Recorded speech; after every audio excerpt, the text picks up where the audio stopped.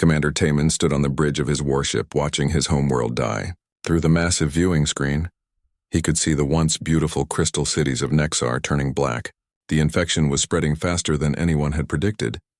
"Sir, we lost contact with the southern continent," reported his communications officer. Her voice shook with fear. The Void Swarm had found them 3 months ago, and nothing they tried could stop it. Taman's people were made of living crystal. Their bodies grew tall and strong, reflecting light in beautiful patterns. But the swarm's parasites turned their crystal flesh into something dark and twisted. Worse, the infected Nexari became part of the swarm's mind, losing everything that made them who they were.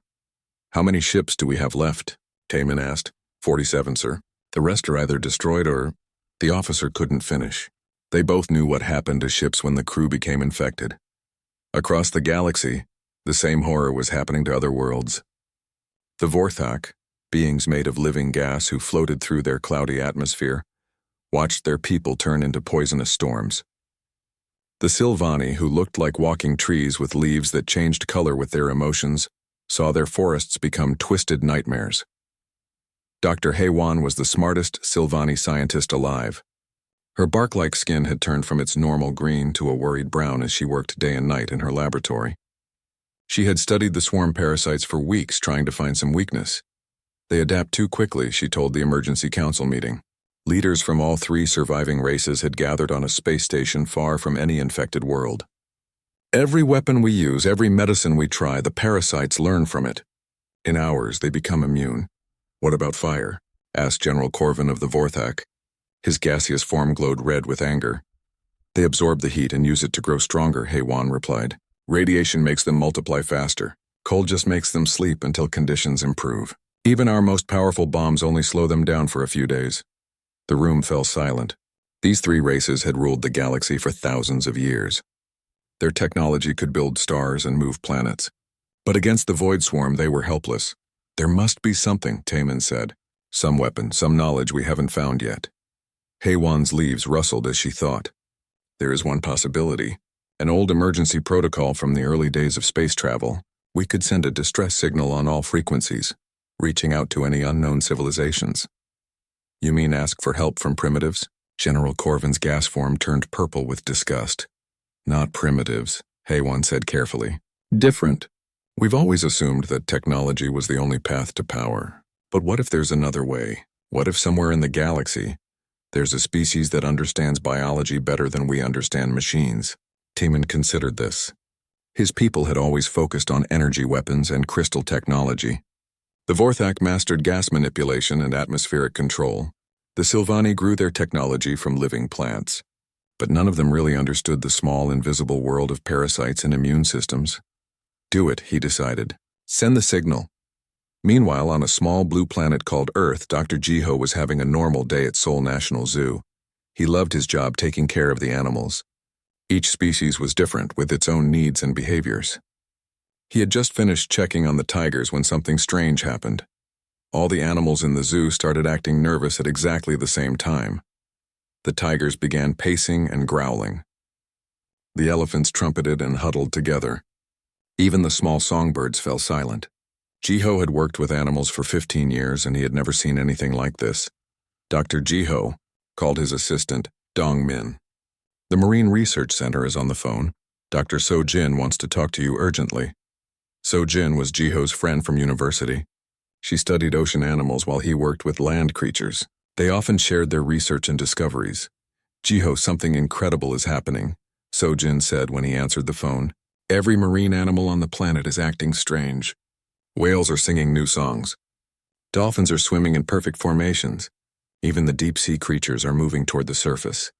"The zoo animals are nervous too," Jiho replied. "It started about an hour ago. I'm getting reports from researchers around the world. It's not just a few animals, it's every species everywhere. Something is affecting all life on Earth." Jiho looked out at the zoo. A group of monkeys had gathered at the edge of their enclosure, all facing the same direction. The big cats were doing the same thing. Even the birds in the aviary were pointing their beaks toward the sky. "They're all looking up," Jiho realized, "like they're listening to something we can't hear." In her laboratory by the ocean, Sojin was studying readings from underwater sensors.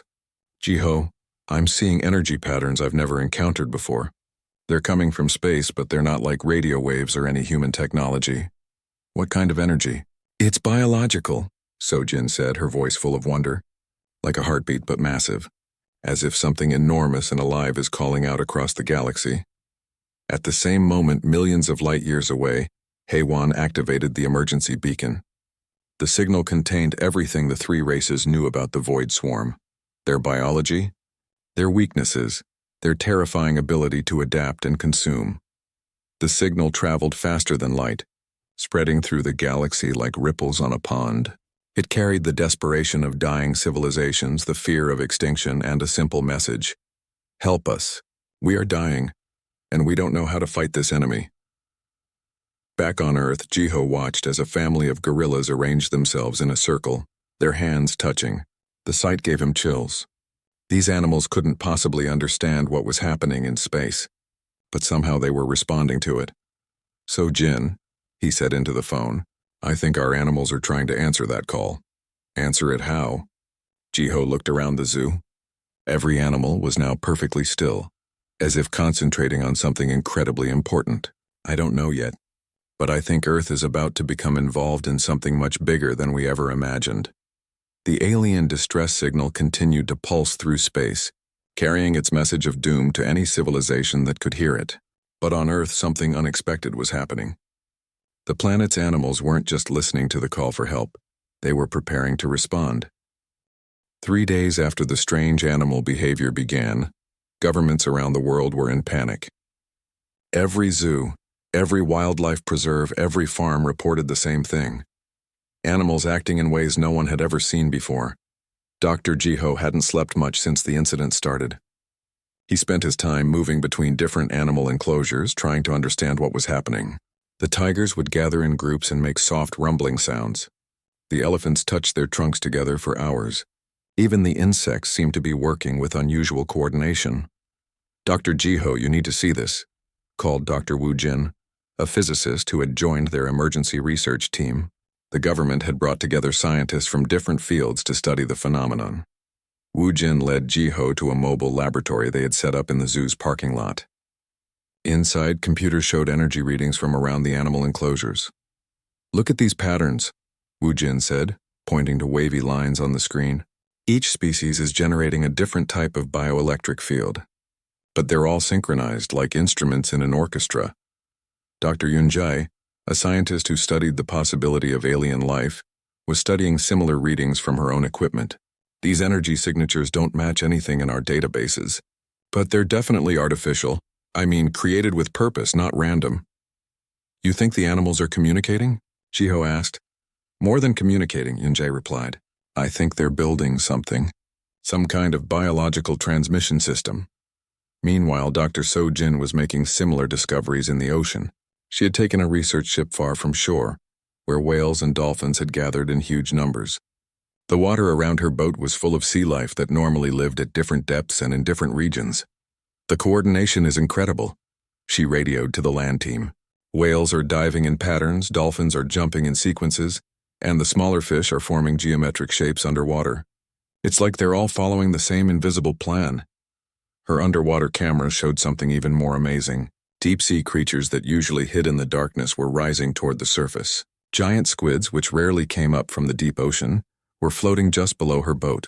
Their tentacles moved in slow, rhythmic patterns. Dr. Sojin called her research assistant, Young-ho.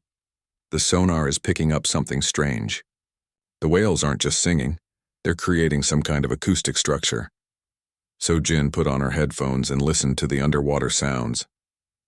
The whale songs had changed completely from their normal patterns.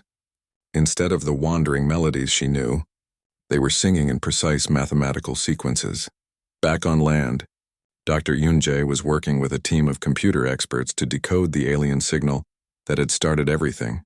It had taken them 2 days to even realize it was a signal at all, rather than just strange space noise. I've got partial translation, she announced to the team. It's definitely a distress call. Something about a parasitic threat that adapts to every defense.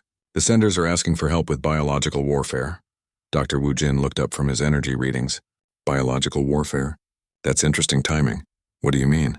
Jiho asked. Think about it, Wu Jin explained. An alien civilization sends out a call for help with biological problems, and suddenly every animal on Earth starts acting like it's responding to that call. What if Earth's animals actually understand the message better than we do? Dr. Yunjae's eyes widened. You're suggesting that Earth's ecosystem is naturally equipped to handle the kind of threat these aliens are facing? Why not? Jiho said, getting excited. Every animal on Earth has evolved to fight parasites, diseases, and infections. Our planet has been dealing with biological warfare for millions of years. It's called evolution. The team worked through the night, comparing the alien distress signal with the bioelectric patterns their animals were producing. Slowly, a picture began to emerge. The aliens are describing parasites that can adapt to any defense, Yunjae read from her translation. But look at this, they've only tried technological solutions. Energy weapons, chemical treatments, physical barriers. They don't seem to understand how biological immune systems work. Sojin's voice came through the radio from her research ship. I think I know what our animals are doing. They're not just responding to the alien signal. They're creating a response signal. What kind of response? Jiho asked. A biological one. Every species on Earth has different ways of fighting infection and parasites. Shark immune systems, bee colony defenses, even bacterial competition. What if our animals are somehow encoding all of that information into a signal they can send back? Dr. Wu Jin was frantically checking his instruments. The energy output from the animals is increasing. Whatever they're building, it's almost ready. In the zoo, Jiho could see the change. The animals were no longer just gathering and making soft sounds. Now they were actively working together in ways that defied everything he knew about animal behavior. Lions were cooperating with antelope. Predators and prey animals were ignoring their instincts and focusing on some greater purpose. It's like they understand that something much more important is at stake, Jiho murmured. The most amazing sight was in the insect house. Millions of ants, bees, and other insects had somehow escaped their individual exhibits and formed a massive, living pattern on the floor. They moved like a single organism, creating complex geometric shapes that pulsed with bioluminescent light. Dr. Jiho, Young-ho's voice crackled over the radio from Sojin's ship. Something's happening in the ocean! Through her underwater cameras, Sojin could see an incredible sight. Every sea creature for miles around had organized itself into a vast, three-dimensional pattern. Fish swam in spirals, whales formed the outer boundaries, and countless smaller creatures filled in the details. It's like a living transmitter, Sojin breathed. The entire ocean ecosystem has turned itself into a communications device. At that moment, Dr. Yunjae's computer started beeping frantically. We're getting a response from space. Something is acknowledging our signal. The response wasn't in the same alien language as the original distress call. Instead, it was pure mathematics and biological data, genetic codes, immune system structures, and evolutionary patterns. All the information that Earth's animals had somehow encoded into their response. They're coming, Yunjae said, her voice a mixture of excitement and fear. The aliens are coming to Earth. Jiho looked around the zoo, where animals from every continent had worked together to answer a call for help from across the galaxy. I hope they're ready for what they're going to find here. In space, the alien fleet had detected Earth's unusual response and changed course toward the small blue planet. They expected to find another advanced technological civilization. Instead, they were about to discover something far more powerful, a world where every living creature was an expert in the ancient art of biological warfare. The first contact between Earth and the galaxy was about to begin, and it would change everything both species thought they knew about survival. The alien ships appeared in Earth's solar system on a Tuesday morning. Dr. Jiho was feeding the tigers when every animal in the zoo suddenly went completely silent. Even the insects stopped buzzing. The silence was so complete it made his ears ring. Jiho! Dr. Sojin's voice came through his radio, sounding breathless. Look up, look at the sky! Above Seoul, 3 massive shapes hung in the air like impossible clouds. They were beautiful and terrifying at the same time. One ship looked like it was made of living crystal that caught the sunlight and threw rainbows in every direction. Another seemed to be made of swirling gas that changed colors as he watched. The third appeared to be a giant tree floating in the sky, its branches reaching out like it was trying to embrace the whole city.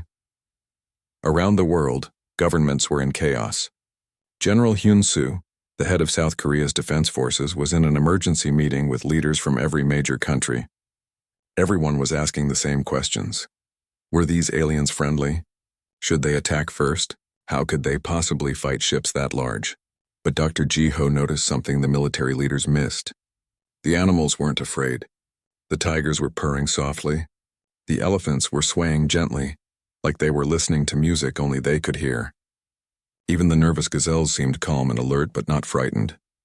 The animals trust them, Jiho said into his radio.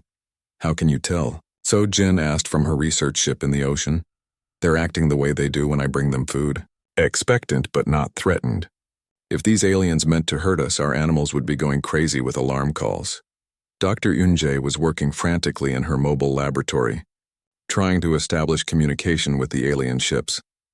Dr. Wu Jin was measuring the energy signatures they were giving off. Dr. Minho, a communications expert the government had brought in, was attempting to make contact using every frequency and language protocol they could think of. I'm getting something, Minho announced. It's not radio or normal electromagnetic communication. It's biological? The first voice they heard was gentle but completely alien. When Dr. Haewon spoke from the Silvani ship, her words came through as a rustling sound like wind through leaves, but somehow everyone could understand the meaning. We are the ones who called for help, the voice said. We detected your response. How is it possible that your entire planet answered our distress signal? Dr. Yunjae grabbed the microphone. This is Earth. We received your message about the biological threat. Our animals. They seem to understand what you needed. There was a long pause. Then Commander Taemin's voice came through sounding like crystal chimes. Animals? You mean non-intelligent creatures? That depends on how you define intelligence, Jiho said, taking the microphone from Yunjae. Our animals may not build spaceships, but they're experts at something your species seems to have trouble with, fighting parasites and diseases. Another pause, this one even longer. Finally, Dr. Haewon spoke again. May we come down to your planet? We would like to see these animals for ourselves. General Hyun-soo had been listening to the conversation from the military command center. He wasn't happy about inviting aliens to land on Earth, but he was curious about what they wanted. You can land at Seoul National Zoo, the general said into the communication system. Small groups only, and you'll be under military observation. We understand your caution, Commander Taemin replied. We will send only our top scientist and a small escort. An hour later, Jiho watched as a small ship made of living crystal settled gently in the zoo's main plaza. The animals throughout the zoo were making soft welcoming sounds. The elephants trumpeted quietly, the big cats purred, and thousands of birds sang in harmony. Dr. Haewon was the first alien to step onto Earth's soil. She looked like a walking tree, but more graceful than any tree Jiho had ever seen. Her bark-like skin was a warm brown color and her leaf hair shifted from green to gold as she looked around in wonder. Commander Taemin came next. He was tall and elegant, his crystal body reflecting the afternoon sunlight in dazzling patterns. When he moved, he sounded like wind chimes. Incredible, Dr. Haewon whispered, looking at the animals gathering at the edges of their enclosures. They're not afraid of us at all? More than that, Jiho said, approaching carefully. They're trying to show you something. The tigers had arranged themselves at the front of their enclosure. As the aliens watched, the largest tiger opened its mouth and breathed softly on a piece of meat. Where its breath touched, the meat began to glow faintly. What is it doing? Taemin asked. Dr. Wu Jin, who had been studying the tigers for days, answered. Tigers have incredibly powerful immune systems. They can eat meat that would kill most other animals. We think this one is demonstrating how its saliva contains natural antibiotics and anti-parasitic compounds. Dr. Haewon's leaves rustled with excitement. Anti-parasitic? You mean this creature can fight biological infections? Every animal on Earth can, Dr. Sojin said, arriving from the docks where the alien submarines had surfaced. That's how they survive. Sharks have immune systems so powerful they almost never get cancer. Honey badgers can survive snake bites that would kill elephants. Even tiny insects have ways to fight off parasites and diseases. The aliens looked at each other in amazement. In their civilizations, biological threats were handled by technology. Medicines created in laboratories, energy fields that killed germs, mechanical filters that removed contaminants.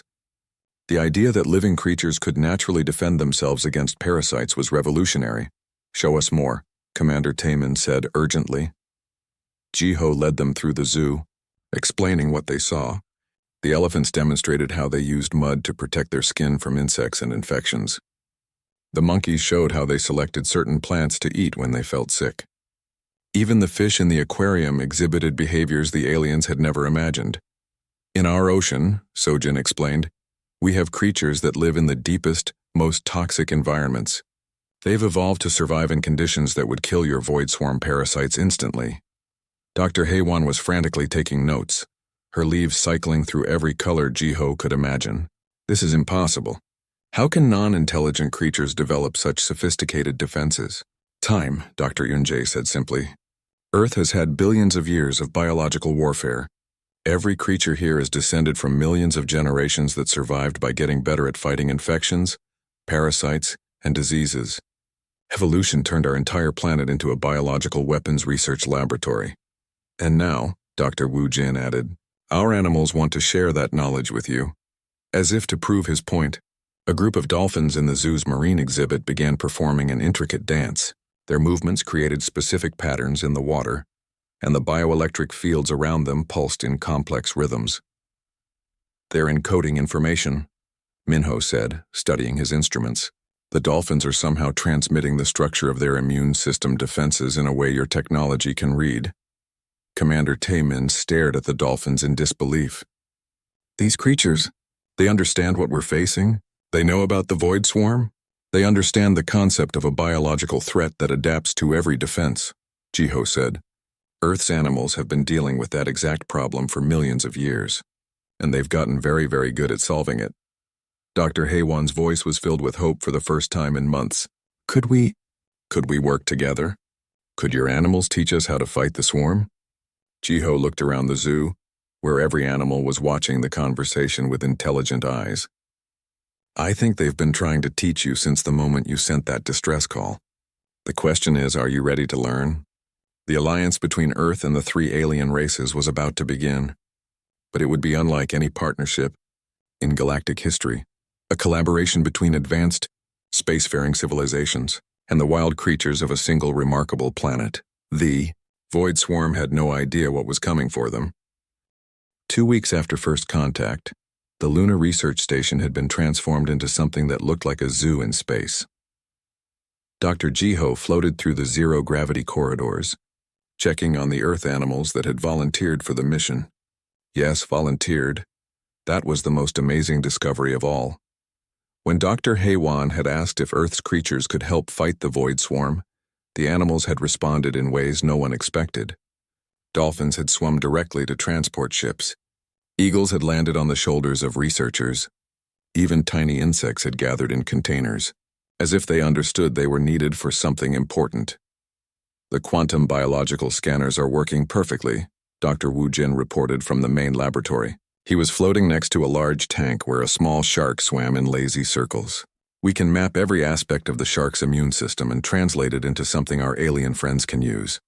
Dr. Yunjae was working with Dr. Haywan to create the first hybrid bioweapons.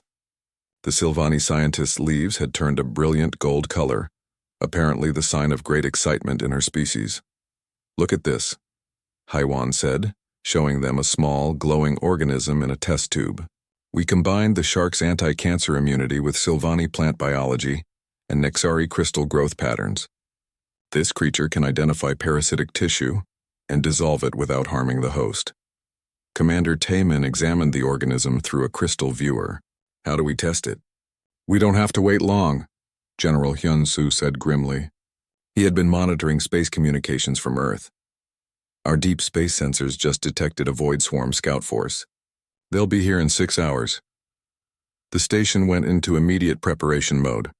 Dr. Sojin was coordinating with a pod of dolphins that had been brought to the station in a special water-filled section. The dolphins were working with Earth's computers to create coordination patterns based on their hunting strategies. The dolphins are incredible, Sojin told Jiho. They're teaching our computers how to think like a pod. Every ship in our fleet will be able to coordinate like a group of dolphins hunting together. In another section of the station, Dr. Minho was working with a family of wolves. The pack dynamics that wolves use to hunt prey were being programmed into the station's defense systems. Watch this, Minho said, showing Jiho a simulation on his screen. The wolves taught us that the key to fighting adaptable enemies is to attack from multiple directions at once, using different strategies simultaneously. The void swarm might adapt to one type of attack, but not 5 different types happening at the same time. The first test came faster than anyone expected. The void swarm scouts arrived early, drawn by the unusual biological signals coming from Luna Station. 3 black ships that looked like diseased asteroids approached the moon's orbit. All stations prepare for combat, General Hyun-soo announced. This is what we've been training for. Ji-ho strapped himself into a monitoring station where he could communicate with all the Earth animals on the station. Are you ready? He asked them softly. The shark in the main tank swam in what looked like a nod. The dolphins clicked and whistled in their complex language. Even the insects in their containment areas seemed to pulse with readiness. The battle began when the void swarm ships released clouds of parasitic organisms into space. These microscopic attackers normally would burrow into any nearby life forms and take control of their nervous systems. But Luna Station was ready. Activating honey badger protocols, Dr. Yoon-jae announced. The station's outer hull began secreting compounds based on honey badger immunity. The parasites that touched the station's surface immediately began dying instead of attacking. Deploying electric eel defense grid, Dr. Woo Jin added. Energy patterns based on how electric eels generated bioelectricity created a field around the station that disrupted the swarm's nervous system coordination. The void swarm ships tried to adapt, changing their parasites to overcome the new defenses. But Dr. Haewon was ready with the next phase. Releasing army ant swarm pattern, she announced. Thousands of tiny biomechanical organisms poured out of Luna Station, each one programmed with the relentless pursuit patterns of army ants. Unlike the swarm's parasites, these didn't try to infect anything. They simply overwhelmed the enemy through sheer numbers and coordination. Commander Taemin was commanding a fleet of crystal ships that had been modified with Earth biology. Activating killer whale tactics, he reported. His ships began using the echolocation patterns that killer whales use to hunt, sending sound waves that confused and disoriented the swarm ships. The most amazing moment came when Dr. So-jin activated the dolphin coordination protocol. Suddenly, every ship in the combined human-alien fleet began moving like a single organism. They surrounded the swarm ships from multiple directions, each one attacking in a different way, just like dolphins herding fish. The swarm can't adapt fast enough, Dr. Haewon reported excitedly. They're used to facing one type of defense at a time. They don't know how to handle 20 different biological strategies happening simultaneously. The battle lasted only an hour. When it was over, the 3 void swarm scout ships were destroyed, and Luna Station had suffered no damage at all. But the victory celebration was short-lived. Dr. Minho was monitoring the communications from the destroyed swarm ships. They transmitted everything back to the main force. Before they died, he reported. The swarm knows about Earth now, and they're not happy. Dr. Yoon-jae was studying the remains of the swarm parasites they had captured. These are more advanced than the ones described in the original alien distress call. The swarm has been evolving, getting stronger. How much stronger? Ji-ho asked. Strong enough to threaten not just the Nexari homeworld but every planet in this region of the galaxy, Yoon-jae replied. We're looking at a force that could consume hundreds of worlds. Commander Taemin received an urgent message from his home fleet. The main swarm force has accelerated their attack. They'll reach Nexar in 3 days. If we're going to save my people, we need to leave immediately. General Hyun-soo looked around at the assembled team of humans, aliens, and Earth animals. Are we ready for a full-scale war? Dr. Haewon's leaves had turned silver, the color of determination in her species. With Earth's biological weapons and our technology combined, we have a chance. But it will be the greatest battle any of our civilizations have ever fought. Ji-ho looked at the shark still swimming calmly in its tank, and at the dolphins floating in their zero-gravity water sphere. These animals had already proven they could help defeat the swarm, but the coming battle would test whether Earth's evolutionary wisdom could save an entire galaxy. The animals are ready, Ji-ho said simply. They've been preparing for this fight for millions of years. Now it's time to see if the rest of us can keep up with them. The fleet began preparing for departure. Earth's strangest expeditionary force was about to head into deep space. Advanced alien technology powered by the ancient biological wisdom of wolves, sharks, dolphins, and countless other creatures who had turned survival into an art form. The final battle for the galaxy was about to begin. The Nexari star system looked like a nightmare when the Earth alien fleet arrived. 3 planets were already black with void swarm infection. The beautiful crystal cities that Commander Taemin remembered from his childhood were twisted into dark, pulsing masses. Even space itself seemed sick, filled with clouds of parasitic organisms that turned starlight into sickly green shadows. By all our ancestors, Taemin whispered from the bridge of his flagship, they've consumed so much more than we thought possible. The Void Swarm's main force was enormous. Hundreds of infected ships, each one the size of a city, surrounded the last free planet in the system. At the center of the swarm floated something that made Dr. Jiho's stomach turn just looking at it. A massive, pulsing brain the size of a moon, covered in writhing tentacles of diseased flesh. That's their central consciousness, Dr. Haewan said, her leaves turning black with horror. It controls every parasitic organism in their entire force. If we can destroy that, we end the swarm forever, General Hyunsu finished. But how do we get close to it through all those infected ships? Dr. Jiho was floating in the command center of their flagship, surrounded by the Earth animals that had volunteered for this final mission. The ship's special life support systems allowed creatures from land, sea, and air to all work together in the same space. We don't sneak past them, Jiho said, watching as a polar bear in the ship's zero-gravity habitat demonstrated the relentless determination that made its species so feared on Earth. We go through them, but not the way they expect. Dr. Sojin was coordinating with her dolphin team, who had been studying the swarm's movement patterns during the journey to Nexar. The dolphins have identified a weakness. The swarm moves like a single organism, but that means it has the same vulnerabilities as any biological creature. It has vital points that, if damaged, will affect the whole system. What kind of vital points? Commander Taemin asked. Dr. Woojin brought up a display showing the swarm's formation. Communication nodes, like nerve centers in a giant body. The dolphins think if we can hit these specific points simultaneously, we can confuse the entire swarm long enough to reach their central brain. Dr. Yunjae had been working with the mongoose, specimens they had brought from Earth. I've studied how mongooses fight venomous snakes. They don't avoid the poison. They've evolved to be immune to it. We can do the same thing. She showed them a new type of bioarmor that had been grown using mongoose DNA, combined with alien technology. This will protect our ships from the swarm's parasites. We can fly right through their infected clouds without being contaminated. The battle plan was unlike anything in galactic history. Instead of a traditional military assault, they would attack like Earth's most efficient predators. The wolf pack strategy came first. Ships spread out in a wide circle around the swarm, each group attacking from a different direction. The swarm tried to adapt to each attack, but just like the wolves had taught them, the key was to never let the enemy focus on just one threat.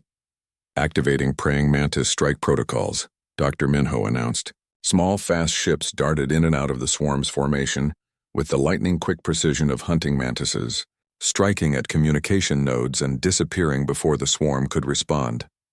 The dolphins' coordination patterns allowed the entire fleet to move as one organism, each ship knowing exactly where every other ship would be, without needing constant communication. This confused the swarm, which relied on intercepting enemy communications to predict their movements. They can't read our tactics, Taemin reported with amazement.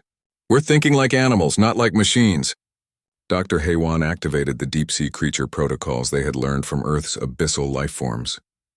Ships began releasing compounds that created dead zones in space, areas where the swarm's parasites simply couldn't survive, just like the toxic environments around underwater, volcanic vents.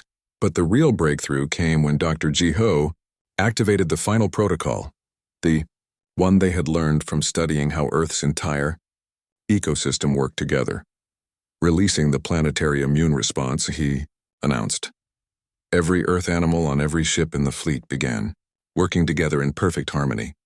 The polar bear's relentless aggression, the honey badger's immunity to toxins, the shark's ability to detect weakness, the eagle's precision strikes, the wolf's pack coordination, the dolphin's intelligence, and thousands of other biological strategies all combined into a single, overwhelming assault.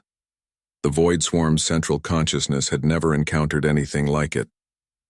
For millions of years, it had consumed civilizations by adapting to their technology. But Earth's animals weren't using technology, they were using billions of years of evolutionary warfare.